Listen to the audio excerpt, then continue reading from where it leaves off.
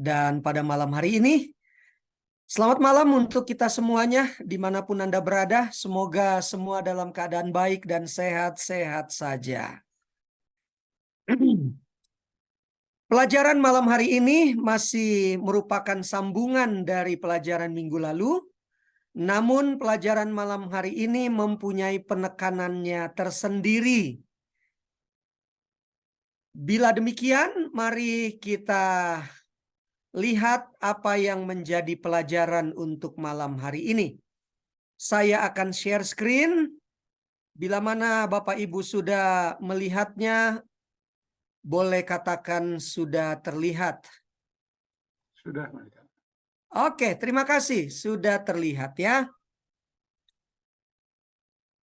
Iya. Judulnya Celik Mata, Celik Hati. Kira-kira pelajaran apa yang kita mau lihat pada malam hari ini? Difokuskan atas Yohanes 8 ayat 12 sampai 59 dan Yohanes 9 ayat 1 sampai 41. Cerita ini sangat menarik Bapak Ibu. Kenapa saya katakan menarik?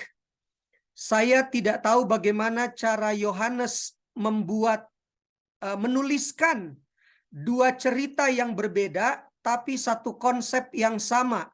Walaupun malam hari ini saya hanya melihat satu cerita saja yang didasarkan pada Yohanes 9 ayat 1 sampai 41.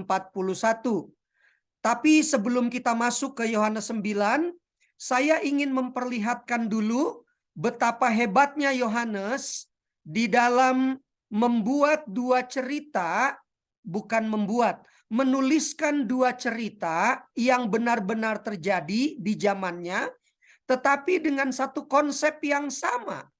Mari kita lihat Bapak Ibu. Bapak Ibu lihat di layar gadget Anda. Saya tidak tahu kalau di handphone, tapi kalau Bapak Ibu melihatnya di laptop atau komputer, itu akan sangat jelas terlihat. Oleh karena layarnya cukup besar ya. Tapi semoga di HP Anda dapat terlihat juga dengan jelas. Bapak Ibu perhatikan baik-baik garis besar materi pelajaran kita. Ada dua cerita yang berbeda yang ada di Yohanes 8 dan satu cerita lagi di Yohanes 9. Tapi Bapak Ibu lihat baik-baik, dua-duanya dilakukan oleh Yesus. Di Yohanes 8 Yesus mengajar, di Yohanes 9 Yesus melakukan mujizat. Dua cerita yang berbeda, tapi kok bisa satu cara yang sama? Bapak Ibu lihat ada nomor 1 sampai nomor 4. Di nomor 1 Yohanes 8, saya membuat satu kesimpulan ya Bapak Ibu ya, dari cerita yang ada.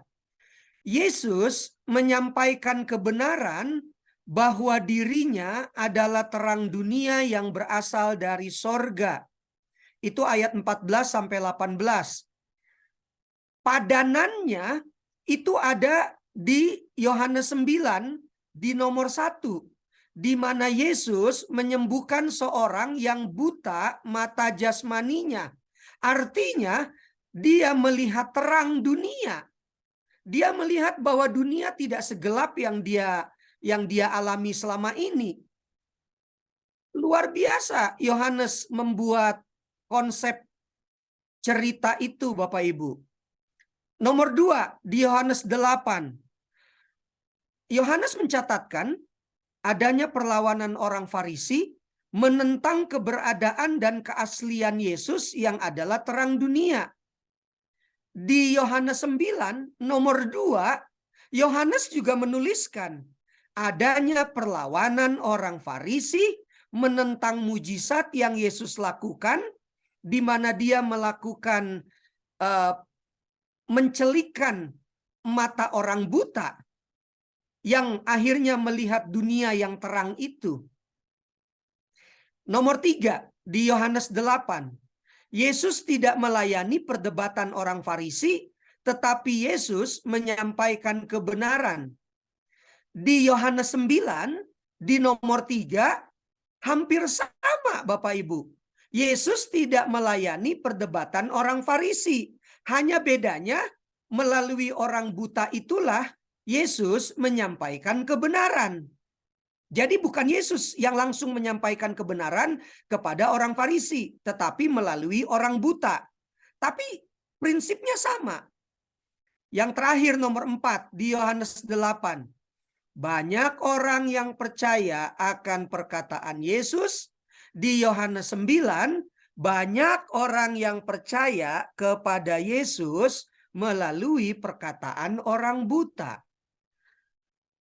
Buat saya, Yohanes betul-betul seorang yang jenius. Dia bisa membuat dua cerita yang berbeda dengan konsep susunan yang sama. Saya yakin Bapak Ibu akan setuju dengan pendapat saya ya. Luar biasa. Oke. Sekarang seperti yang saya sudah katakan tadi, kita akan lebih fokus kepada Matius pasal 9. Setelah Yesus menyelesaikan tugasnya menyampaikan kebenaran khususnya di hari raya Pondok Daun-Daunan, maka dengan tegas Yohanes memberikan satu cerita yang pernah terjadi di mana Yesus menyembuhkan seorang yang buta matanya. Sebelum kita masuk lebih jauh, saya ingin memberikan salah satu contoh. Ada banyak contoh Bapak Ibu di dalam Alkitab di mana Yesus menyembuhkan orang-orang yang matanya buta. Tetapi bila mana Bapak Ibu melihat di layar gadget Anda, ada Matius 9 ayat 27 sampai 30, ada Markus 8 ayat 22 sampai 26, ada Lukas 18 ayat 35 sampai 43, dan malam ini Yohanes 9 ayat 1 sampai selesai. Yang saya ingin sampaikan adalah dari cerita-cerita yang ada di pasal-pasal tersebut, masing-masing rasul menceritakan dengan versinya, tapi dengan tujuan yang sama. Perhatikan baik-baik di setiap tulisan yang ada. Di Matius 9, katanya ada 2 orang buta.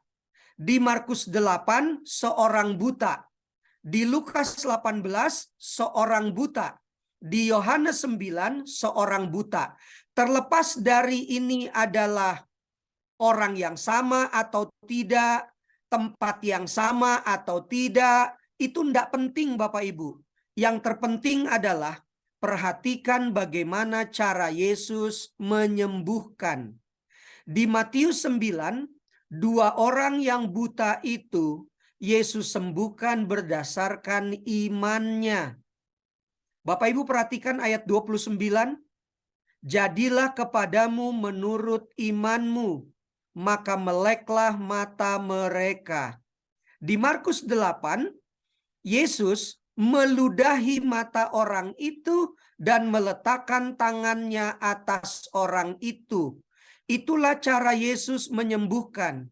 Di Lukas 18, orang buta disembuhkan dengan cara imanmu telah menyelamatkan engkau. Sementara di Yohanes 9, Yesus meludah ke tanah, dia mengaduk ludahnya itu dengan tanah, lalu mengoleskannya pada mata orang buta tadi. Bapak Ibu perhatikan bagaimana cara Yesus menyembuhkan mata orang yang buta. Caranya berbeda-beda, tetapi tujuannya sama. Tujuannya adalah nama Tuhan yang dipermuliakan. Oleh sebab itu, langsung saja kita masuk ke Yohanes pasal 9. Cerita penyembuhan orang buta di Yohanes 9 dimulai dari perjalanan biasa dalam pelayanan Yesus dan murid-muridnya setiap hari. Tetapi di ayat 1 dan 2 ada latar belakang yang membuat murid-murid bertanya kepada Yesus. Bapak Ibu perhatikan ayat 1. Bolehkah seseorang membacakan ayat 1? Yohanes 9 ayat 1. Yohanes 9 ayat 1. Waktu Yesus sedang lewat, ia melihat seorang yang buta sejak lahirnya. Terima kasih. Kalimatnya jelas. Yesus melihat seorang yang buta sejak lahirnya. Tidak ada komentar untuk itu ya Bapak Ibu. Karena kalimatnya jelas. Buta sejak lahirnya.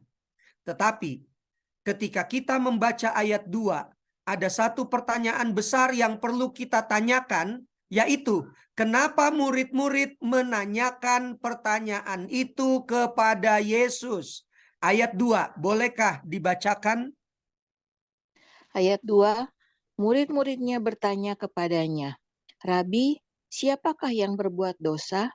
Orang ini sendiri atau orang tuanya, sehingga ia dilahirkan buta?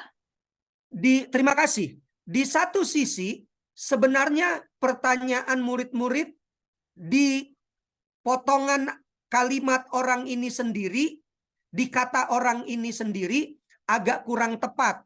Kenapa?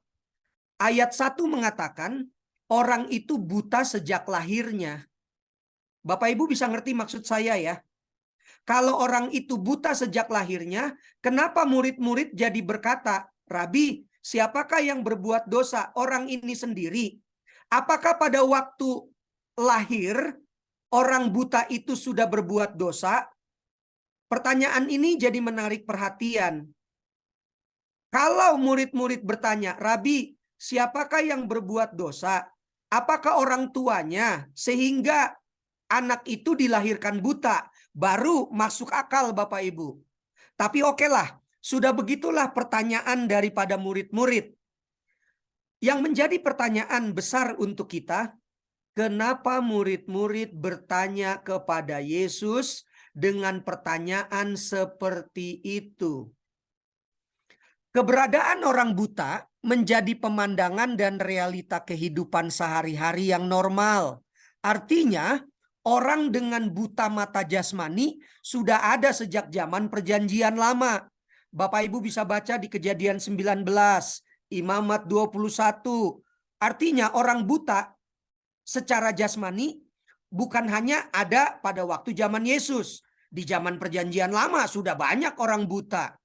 Tetapi peristiwa Yesus menyembuhkan orang buta baru ditulis di Perjanjian Baru.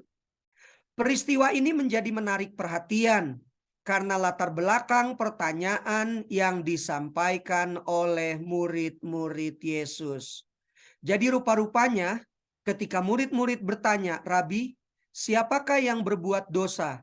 Orang ini sendiri atau orang tuanya sehingga ia dilahirkan buta? Jawabannya begini Bapak Ibu. Murid-murid kan orang Yahudi, betul ya?